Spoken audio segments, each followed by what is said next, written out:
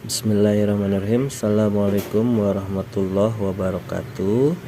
Kumaha daramang barudak. Alhamdulillah mugia orang sadayana ditangtainan ku Gusti Allah Subhanahu wa taala. Apa kabar anak-anak semua? Mudah-mudahan kita semua dilindungi oleh Allah Subhanahu wa taala. Qadarullah, pada pertemuan hari ini kita belajar secara daring kembali. Dan untuk pelajaran bahasa Sunda, Bapak akan memberikan melalui video pembelajaran. Coba silakan dilihat buku bahasa Sundanya kelas 5. Minggu lalu kita belajar mengenai kawih. Untuk saat ini bisa dibuka di halaman 61. Sekarang kita akan lanjutkan materi, yaitu mengenai babasan. Poin kedua ya, babasan. Babasan nyata gundukan kecap-kecap. Ini gundukan kecap-kecap ia dihandap keasup karena babasan.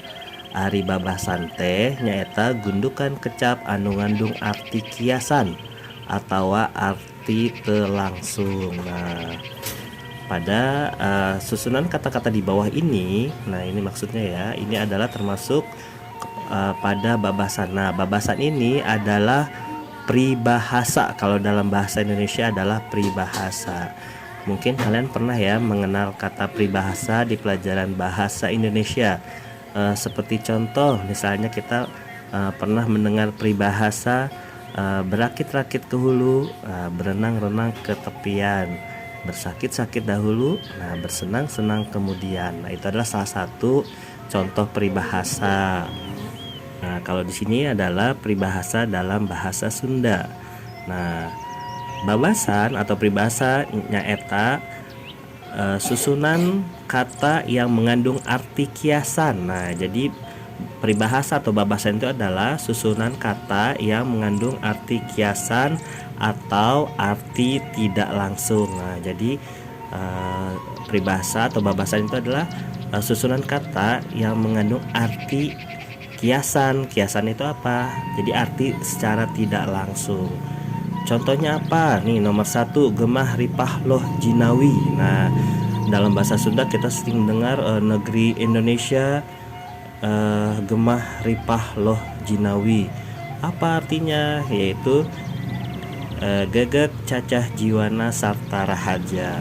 Maksudnya padat penduduknya, terus serta hidup makmur gitu ya. Jadi gemah ripah loh jinawi itu Indonesia itu penduduknya padat tetapi kehidupannya makmur. Contoh kalimatnya adalah Indonesia gemah ripah loh jinawi. Itu sama dengan Indonesia gegek cacah jiwana serta rahaja. Jadi masyarakat Indonesia itu adalah negeri yang penduduknya padat tetapi makmur gitu ya. Makmur, tentram, aman dan sentosa, mungkin seperti itu artinya. Untuk yang kedua, hejo lembok.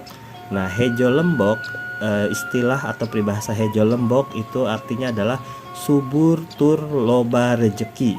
Berarti subur dan banyak rejeki artinya ya. Alam endah hejo lembok sugih mukti. Alam endah, subur tur loba rejeki sugih mukti. Jadi hejo lembok itu adalah alam indah yang subur dan banyak rezekinya. Kemudian nomor 3, sugih mukti. Sugih mukti itu artinya sama dengan benghar tur hirup senang. Jadi kalau sugih mukti itu adalah istilah untuk benghar. Benghar itu adalah kaya ya. Kaya dan hidup senang, hidup enak. Alam endah hejo lembok sugih mukti. Jadi alam Indonesia itu indah. Hejo lembok tuh yang tadi ya, subur, banyak rezekinya dan kaya serta hidup senang. Jadi karena kekayaan Indonesia itu sangat melimpah gitu. Jadi alam Indonesia tuh kaya ya, kaya akan keindahannya, kaya akan sumber dayanya. Nah, dan bisa membuat hidup senang. Ada lagi istilah hejo ngemploh. Hejo ngemploh. Nah, hejo ngemploh itu adalah gomplok tur segar. Gomplok itu adalah rimbun ya. Rimbun dan segar. Jadi daun hejo ngemploh karaharjan lemah cai. Daunnya subur, daunnya rimbun dan segar. Ini adalah karaharjaan lemah cai. Jadi karaharjaan itu adalah semacam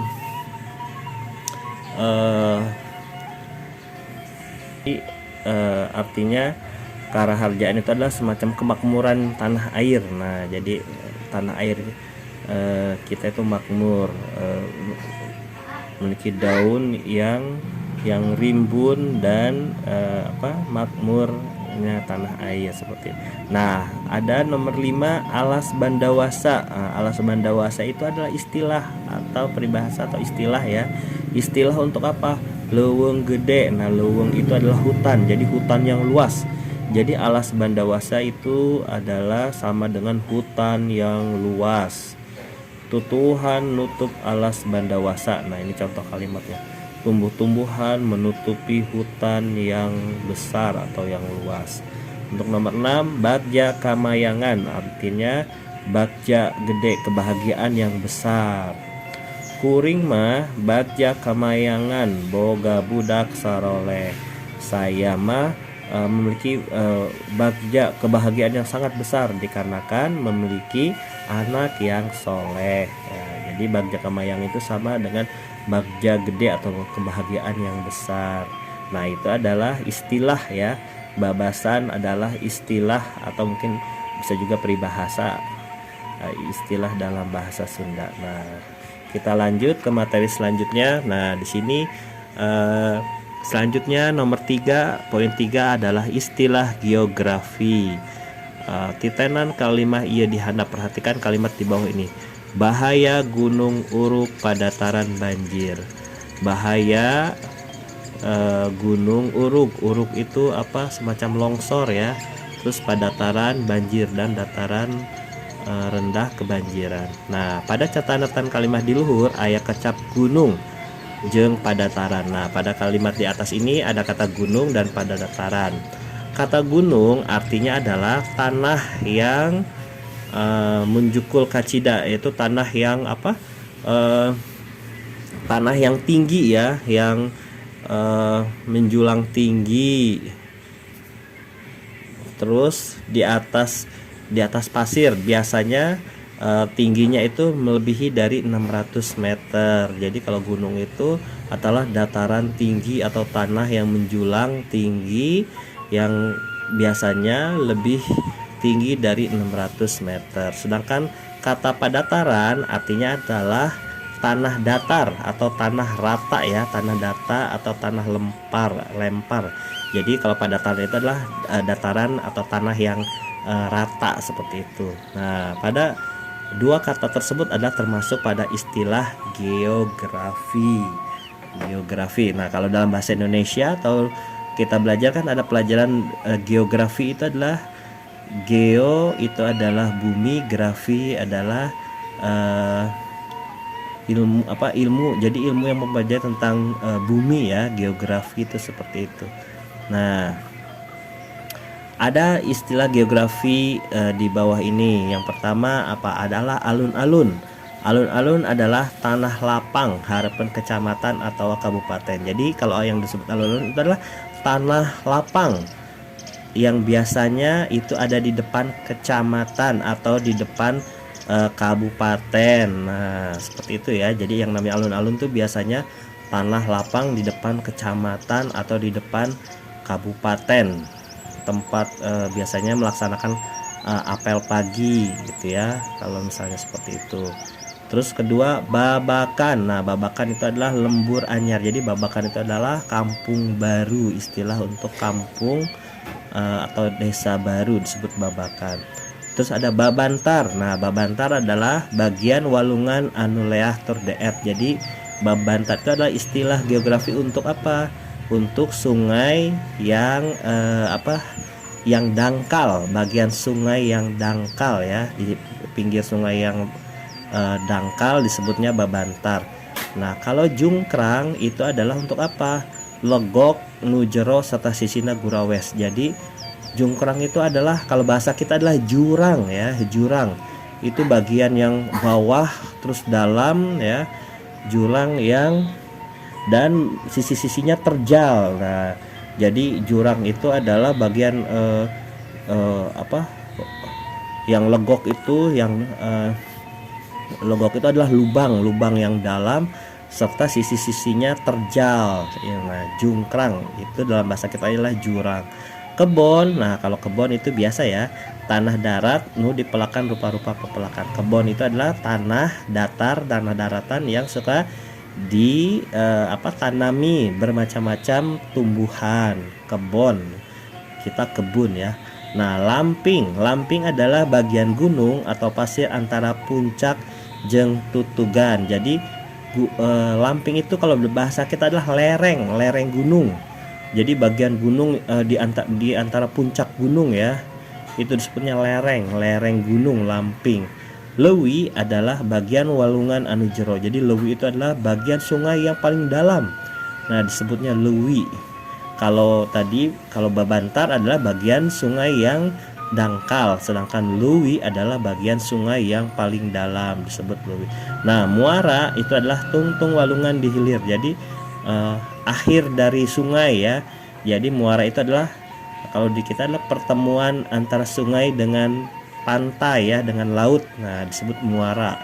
Akhir dari sungai ketika bertemu dengan lautan, nah disebut muara. Pasir, nah pasir ini disebut adalah gunung letik serta handap. Jadi gunung yang kecil dan dan di bawah ya, nggak terlalu tinggi seperti itu. Nah, talaga itu adalah situ alam nu jadi kumaneh. Maksudnya talaga itu adalah danau ya, danau. Talaga itu adalah danau yang secara alami, yang ibarat yang terjadinya dengan sendirinya, yang ada dengan sendirinya. Berarti danau itu adalah, telaga adalah danau alami ya, seperti itu. Nah, itu adalah istilah geografi. Nah, untuk pertemuan kali ini kita dicukupkan saja sampai sekian. Mudah-mudahan bisa dipahami. Insya Allah kita akan bertemu pada pertemuan selanjutnya. Demikian dari Bapak, terima kasih. Billahi taufiq wal hidayah. Assalamualaikum warahmatullahi wabarakatuh.